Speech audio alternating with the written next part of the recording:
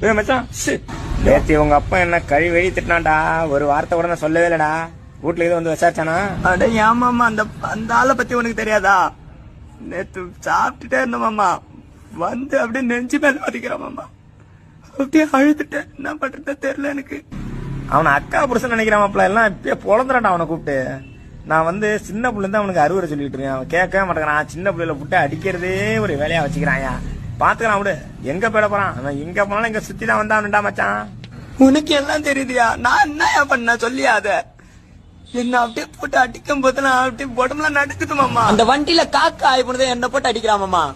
அதுதான் ரொம்ப கஷ்டமா இருக்குது எனக்கு. என்ன பண்றதுனே தெரியல மச்சான்.